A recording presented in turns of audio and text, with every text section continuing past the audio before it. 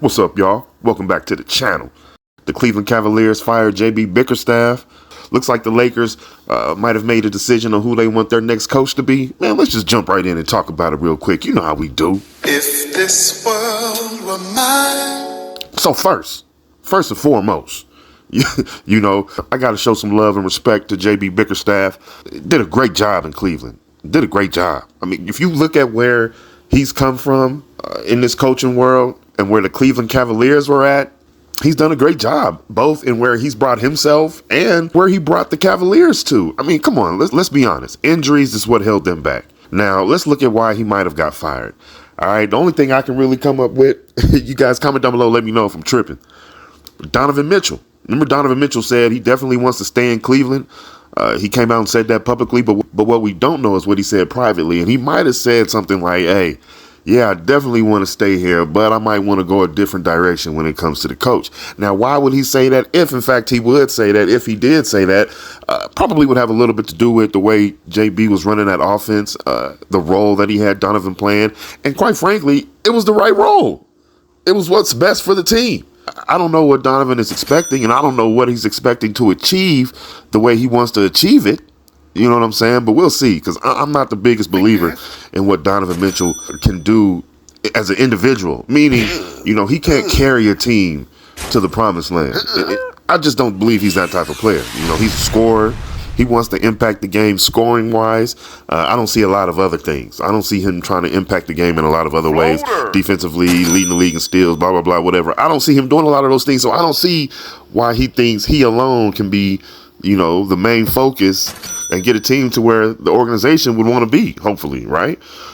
So, again, I'm not going to spend a lot of time on it, but I just think they made a mistake. I would rather have JB than Donovan Mitchell. Man, comment down below, let me know, man. I might be tripping, but I would much rather have JB Bickerstaff than Donovan Mitchell. We'll see what the Cavaliers look like in the next year or two and what happens next with JB. I hope he lands an even better gig, you know what I'm saying, with a better team. You know what I mean? But, now, speaking of that, better gig with a better team, we're going to go right to the Los Angeles Lakers. Now, reports were that they were looking at J.J. Redick, or maybe they just interviewed him to make LeBron happy. I've already done a video about this. I had my concerns about J.J. Redick as a first-timer. I think J.J. Redick has the potential to be a good coach. How good of a coach depends on how well he can connect to the players. And I don't know. I just don't see J.J. Redick being that type of person to connect with the players. I don't see him connecting that way, which is why I said J.J. Redick, in my opinion, would make a really good general manager, president of basketball operations, whatever. In that front office, yeah, that's where J.J. belongs. I think, I could be wrong. Comment down below. Let me know what you guys think. But in that front office, that's where Redick belongs, man. You know what I'm saying? I think he can make some good decisions building the team. And I think he can really build a successful team. Now, back to coaching on the sideline. The guys that they're looking at right now, Dan Hurley, I like him. Now, I don't know how happy that's going to make LeBron, but he can coach. That's why he can coach and he can connect. He can connect, especially if you want to bring in some young players. See, the Lakers have been having these issues with their coaches not being able to connect with the young guys because of LeBron, and LeBron not connecting as the leader with the young guys. Therefore, they haven't been able to develop and bring along young guys like they may need to.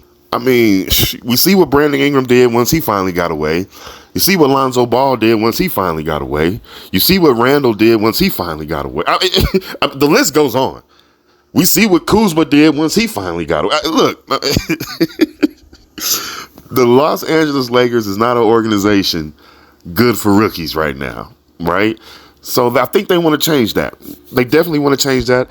And I think Hurley is a good coach to do that. Redick, I'm not sure, because he's going to pretty much align himself with LeBron, right? I mean, they got the podcast, and it looks like I'm not the only one that had some reservations about J.J. Redick being the head coach for the Los Angeles Lakers. It looks like Anthony Davis is not that sold on J.J. Redick as well. Plus, you already see him aligned with LeBron. I mean, anyway, Anthony Davis sees that. He's not blind, but looks like he's leaning towards James Borrego. I think James Borrego was also one of the coaches interviewed for the job. James Borrego, former coach of the Charlotte Hornets. I like James Borrego. I know him also. Not as well, as Chauncey or JB, but I know James Borrego when he played basketball at Northeastern Junior College. He was a good post player. James Borrego was one of those overachievers. You know, he was one of those guys that you really didn't expect to do the things that he was doing. He wasn't a high flyer, nothing like that, but good footwork, good fundamentals, a good understanding, a good IQ of the game of basketball. James Borrego was that. And he connects a little bit with the rookies. If I'm not mistaken, LaMelo Ball got Rookie of the Year with James Borrego as the head coach, right? Correct me if I'm wrong, but he definitely has that going for him as well as far as connect with the rookies and get them developed on that basketball court. You've heard me say this. Coaching is at a premium right now. Coaching is needed. You're going to see coaches get that bag. You're going to see coaches get paid. It's needed, man. It's needed. There was a time where the NBA was a place where guys were mature and they knew how to play the game, and they used to pass that knowledge down. It's a different day now. Now guys are so focused on getting to the quote-unquote bag that some of the knowledge of the game is kind of pushed to the side, to the back burner. You know, some of the understanding, the awareness of knowing how to play championship basketball. You know what I'm saying? How to accomplish what you want to accomplish. What are your goals? Are you just trying to get that bag? All right, cool. Watch out then. You know, because we trying to win a championship. You know what I'm saying? For an organization standpoint, I think Hurley's a better option. I think the Lakers are kind of drawing that line and making that decision. Look, man, it hasn't worked the way LeBron wants to do it. So we'll see what the Lakers do next. Will he stay with the Lakers? Hey, man, it's just a lot brewing. It's a lot brewing. Comment down below. Let me know what you guys think. So I thank you guys for watching. Thank you for joining me. Remember to like, comment, share, and subscribe. And I'll see you guys on the next one. All right. If this world were mine.